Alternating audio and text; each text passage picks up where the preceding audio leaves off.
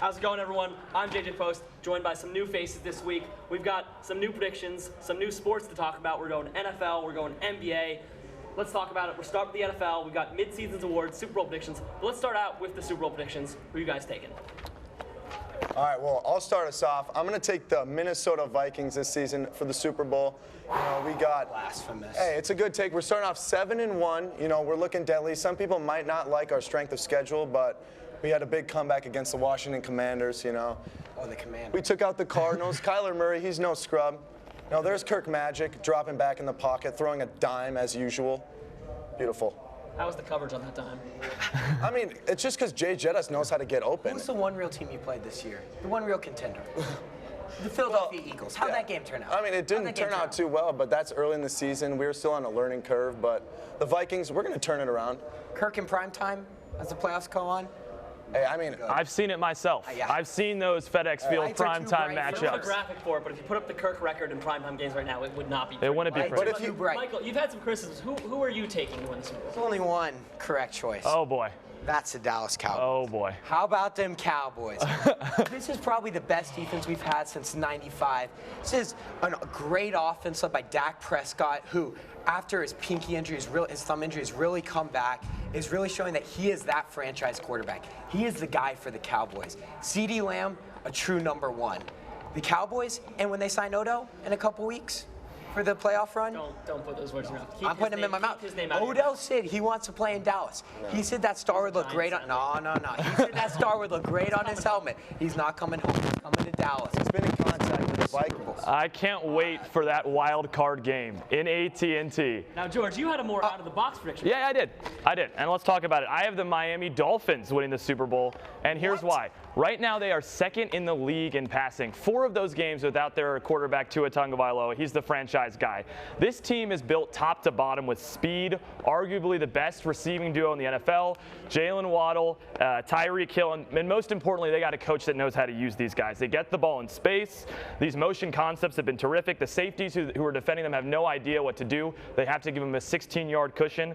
Tua has the highest passer rating in the NFL right now. The trade for Bradley Chubb was terrific. They're going to get pressure on those offenses, and I really love what Mike McDaniel's doing. I got the Dolphins.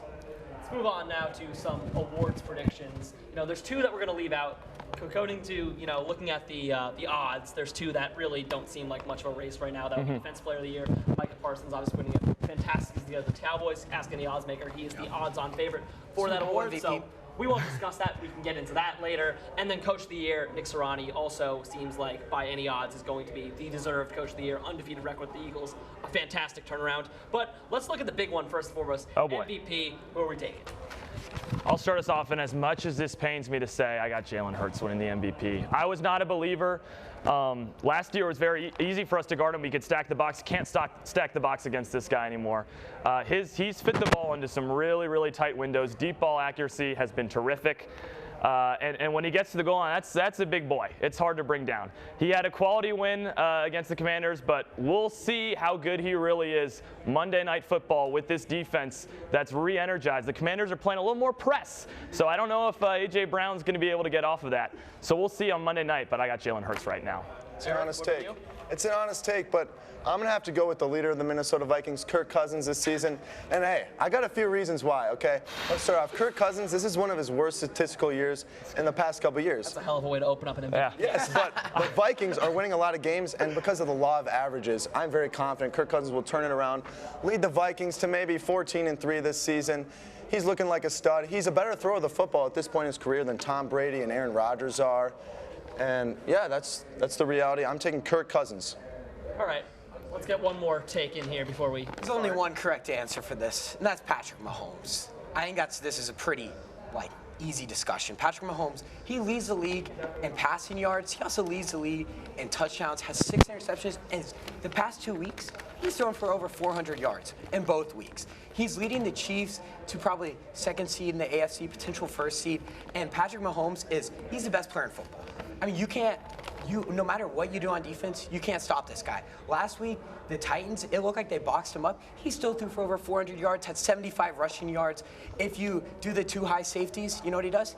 He now uses his legs. He didn't do that in the past. He gets better every year, and I got Patrick Mahomes. Absolutely. While there might be some voter fatigue with Mahomes, given how great He's only won been it for so once. long. He's only won it once, though, in 2018. He's only won it once. It's really difficult to deny arguably maybe the most important player of football to his team. But let's keep it on the offense. Offensive Player of the Year, who you rolling with? I think, again, this is a pretty easy discussion right here. It's Tyreek Hill. Tyreek Hill leads, I mean, he has over 1,100 receiving yards in Week 9. That's absurd. That's unheard of. He has taken the Dolphins from in the past kind of like a below average team to this year being a Super Bowl contender and, according to some people, Super Bowl winner. And so I think that Tyreek Hill has elevated this Dolphins offense to a level that has not been seen in years by an offense. I mean, this is an exciting team to watch, and it all starts with the cheetah. Let's go around the horn here. Who are you taking? All right, well, I'm going to take Saquon Barkley. He's off to an impressive start this season, leading the Giants. Where would the Giants be without Saquon Barkley? Probably like 1-7, 2-6. Not looking too good, but Saquon's turned that team around. 3rd in the league in yards from scrimmage this year. I like what I see from Saquon. One more? One more. As a DMV native myself, I've learned one thing, and it's never bet against the DMV. Stephon Diggs, a lot of you guys might know, is from Maryland. Good Counsel High School product. Here's why I have Diggs over Tyreek Hill. Diggs does not have a second receiving option to get him space. Tyreek Hill has Jalen Waddle to create up a lot of space. Gabriel Davis, who was supposed to be an elite second option, guess how many receptions he has? Do any of y'all know? How many? He's got 18. All right, Diggs is doing it all by himself. Sorry? How many of those were Week 1? I didn't watch that game. I was doing my homework there. Most of them were Week 1. He's not produced at all lately, and Diggs has been pretty consistent. He's had to go up against Jair Alexander. He's had to go up against Sauce Gardner, Jalen Ramsey. He's gone up against the big guys, and he wants the pressure. He lives for the lights. I'm going with the DMV. I'm going with Stephon Diggs. Solid takes all around, but do we have any that we particularly disagree with? Obviously, 2 receivers, 1 running back. Pretty standard choice. Okay, well, if I'd like to start off with Stephon Diggs, he's saying that Gabriel Davis isn't freeing up space. I'd say Josh Allen does a good job at getting the ball in tight windows. You know, he's a pretty solid quarterback. You got to look at who's throwing him the ball. Josh Allen, probably top 3 quarterback at minimum in this league, right? I mean, Josh Allen with the arm he has, and I think that compared to Tyreek Hill, the cheetah, right, who has, I mean, like, he has over 1,100 receiving yards. You can't leave that. He's going to break the single season record. How are you not going to give the Offense Player of the Year to the person who broke the single season receiving record? That's insane. That's a crazy take to give it to another receiver.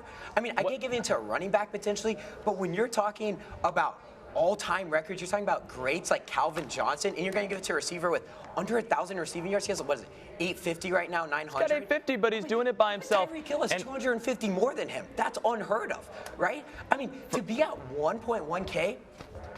We just got the wrap-up sign, so I think we're going to move on now. Point taken. We're going to Rookie of the Year now. Some very solid contenders. You know, a lot of players maybe didn't really show up Week 1 or 2, but slowly as the season gone, as they become more integrated in the offense, some real names have emerged here. Who are you taking? For Offensive Rookie of the Year? Yes. Okay, this one might be controversial, but America, the media, loves a good underdog story, and that's Brian Robinson right now, and the people voting on this award also love a good underdog story. Numbers right now, they're not going to jump out at you, but this is a guy who, after being shot in the leg twice, only missed 4 games. Let's do a little context here. It took Michael Thomas more than 4 games to recover from his toe injury. Let's go outside of. We're going to get to the NBA later, but I want to talk about Ben Simmons. It took him a whole year to get over his fear of shooting the basketball. This guy got shot twice, and he's out there right now. We're going up against some really weak run defenses. We have Heineke, who's been a roller coaster. I'm expecting him to get a lot of touches and produce. Vegas right now has him at +2 750 to win Offensive Rookie of the Year. That's good value. I'm riding with Brian Robinson. Let's go around the horn here. Okay, well, I will say that's an exciting take, but it's just a ridiculous statement. Absurd. Let's be honest. Let's go to an actually good running back in the NFL here. I'm going to go with Dameon Pierce for the Houston Texans. He's getting off to an electric start this season. They almost pulled off the upset against the Eagles the other week, if I do believe so. And so I'm going to take Dameon Pierce. He runs like a dog, okay? Brian Robinson, he's all right, but he's no Dameon. Just look at him run. It's a good runner. Yeah. It's a great run. Not coming back from a tragic injury award is indeed about how well you run the ball. But we got another running back here. Yeah. Who are you taking? I think one of those was a great choice. One of them was stupid. But I think there's only one rookie running back who has shown that he can win this award. And that, it's easy. Kenneth Walker in Seattle. Kenneth Walker is a closer. He averages over 5 yards a carry. He has the most rushes over 20 yards in the NFL this year. I mean, how can you not give a rookie that? As the game goes on, defenses get worn down because he's a hard hitter and he has speed. Those two, that's a combo you can't tackle. And as games go on, defense get tired, but he doesn't. And in the fourth quarter of games, he closes them out. He's a true closer, and as a rookie, he has revitalized the Seattle team and made them contenders, I'd say. Definitely two of the premier running backs in the league, and then also Brian Robinson, who has a very inspirational story. Come on. The defense side of the ball, sticking with the rookies. Rookie of the year for defense, who are you taking on this one? Easy. Tariq Woolen. I think that a lot of people are going to say Sauce Gardner. Okay. But if you look at Tariq Woolen and what he has done in Seattle, just week after week, it's unheard of. Did you know that 20% of balls thrown Tariq Woolen's way? 20%. 20% of balls thrown his way end up in an interception or a batted pass. Did not know that. He's a true ball hawk. And if he played in a bigger market like New York, like this Sauce Gardner of yours, I'm not saying he's bad, but I'm saying that if he played in New York, this guy, I think he might be in contention for Defensive Player of the Year. That's how good he has been in Seattle. This is a new Legion of Boom, and he's the centerpiece. He's the new Richard Sherman. A direct call on Sauce. I'll move right over to you, George, and what you think about that. Well, I'm saying who I think is going to win MVP, and I agree. Tariq's a baller, but Sauce is in the bigger market, and he's got the natural athleticism that just jumps off the screen at you. I mean, you look at his wingspan, the way he's changing feet, the way he's locking up guys one-on-one. We knew he's a great man coverage guy, but what's been really impressive is how he stepped up in zone coverage, in cover 3, switching on to tight ends. He's done a little bit of everything. He's only allowed, let me get some stats for you, 20 catches. Did you know this, Stouts? 20 catches, 189 yards. Okay. Remember that. And Stephon Diggs didn't do anything in the second half. I don't know if you watched that game. I did. Nothing. All right. I saw him get on torched. 347 coverage snaps, and he's got swagger. And you're a guy. Look at the shoes. I know you know swag. All right. Swag. I know swag when I see it as well, and that's Sauce Gardner. He's going to be the defensive rookie of the year. We'll get one more take that's not as cornerback based. Who are you going with? Well, I'm going to go with the sleeper here. The #1 overall pick, Aiden Hutchinson from the Detroit Lions. Boy. Two things wrong. Okay, hold on. Let me finish.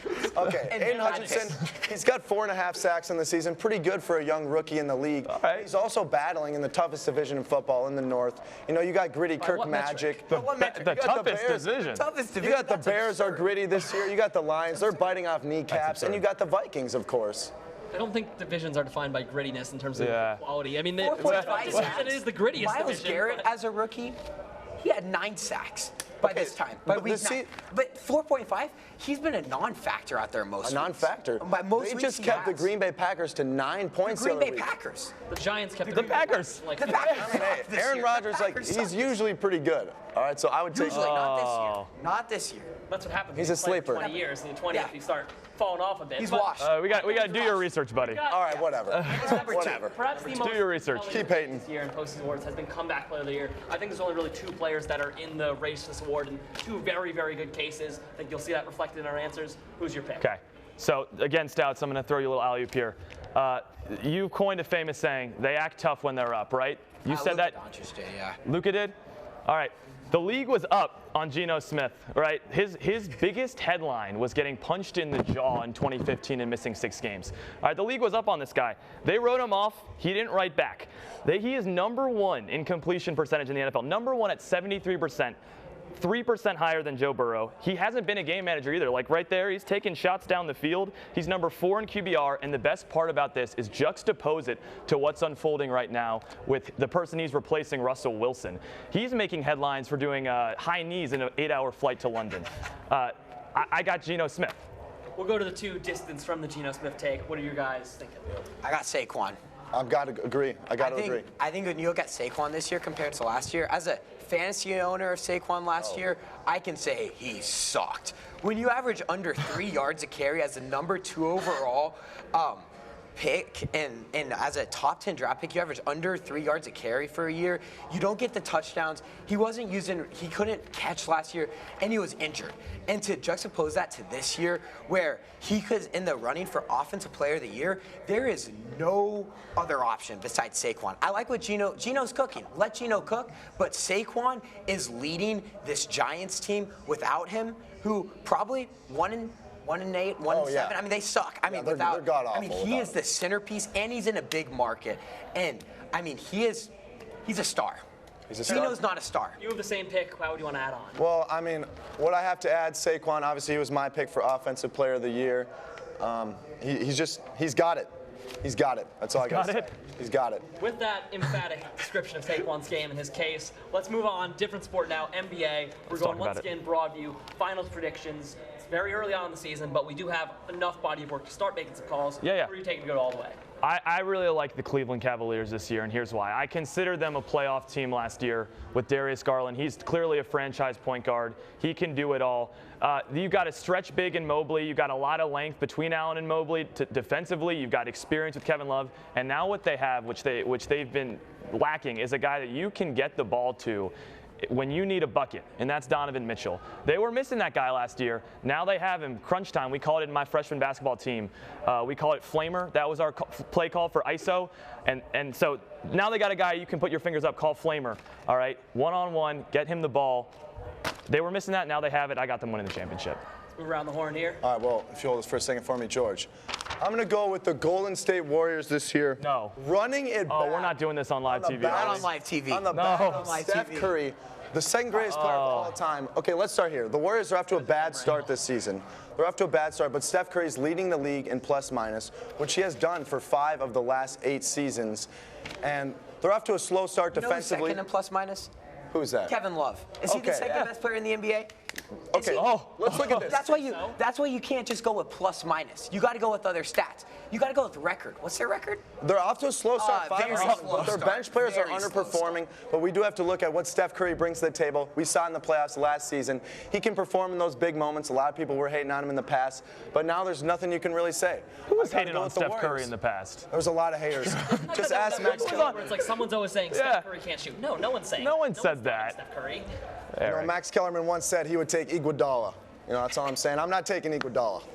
We got one more hometown pick from you. Everybody acting tough when they up. There's only one right answer. It's Luka Doncic and the Dallas Mavs. This year, the league is wide open. Agreed.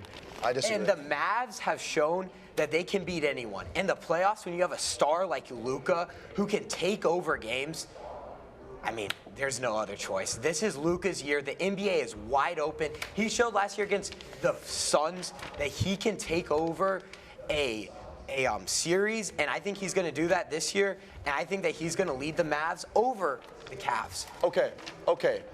You said he led them over the Suns last year, but what did he do against the Warriors last year? Not much.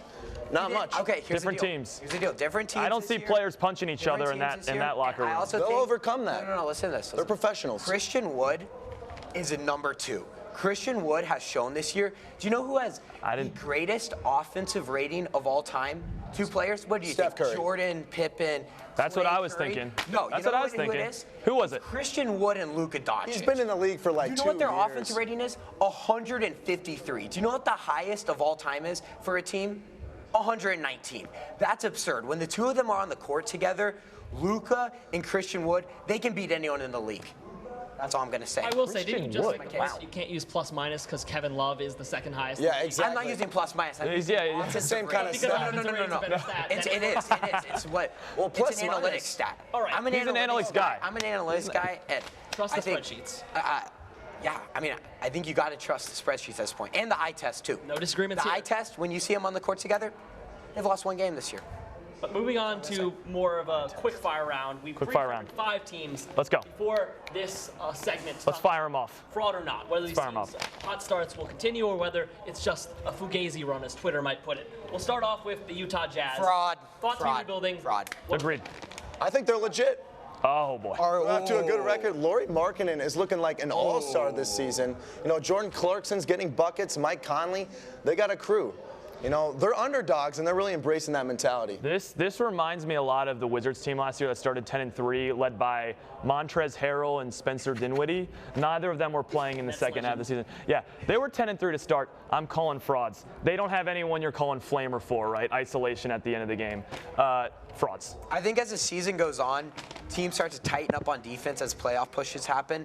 You're going to see Utah flame out. And this is a team that was designed to tank. Rebuild. This is Victor Wembanyama's team out there. Yeah, and I think that you're going to see in the next several weeks as teams start taking them maybe a little more seriously. They start tying up on defense. They stop allowing Clarkson to dish to open shooters. They, start closing out on Markkanen. That you're going to see this team flame out. Flame out. And I think it's pretty obvious going to happen. A very different type of team now, a team that made a move to make themselves get more into the playoff push this offseason instead of trying to get out of it. The Atlanta Hawks. I think Atlanta can beat anyone in the league. I think they're legit. I think that Trae Young, ice cold Trae, on offense. On offense, I think that he is one of the best offensive players in the league. Show me some shoulders. On defense, now you got DeJounte Murray, who can lock down Steph Curry. You can lock down any team's number one. And you have John Collins at big. You got Clint Capella. This is a team who went to the Eastern Conference Finals 2 years ago, and they add a probably top 5 defender in the league. I think that this is a legit team, and I think that this team can very easily make it out the East. They're a hard out. Capella's the key for me. His rebounding effort last night, I think he had, 20 rebounds? Yeah. Pair that with Young shooting and John Collins' athleticism, you got a squad there. I don't think they're frauds. They're frauds. I mean, last year, they basically missed the playoffs. They're not good.